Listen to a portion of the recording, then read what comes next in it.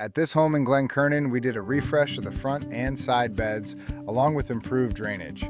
Most of the work was in the backyard behind their pool and enclosure. We did tear out of the old plants throughout. Then took all appropriate measurements, installing bend-a-board for an intricate design for new softscaping, hardscaping, and artificial turf. Plant installations took place after we created the hardscaping, which included a circular brick patio and flagstone pathways. The base layers for the connecting circular artificial turf areas had to be set just so. The homeowners were very involved, making sure everything was according to their wishes and even treating the team to lunch. Once the hardscaping went in, it was off to the races with installation of the plantings. There were some issues after installation, such as deer eating some of the plants, and we've continued to replace some sod during the current drought.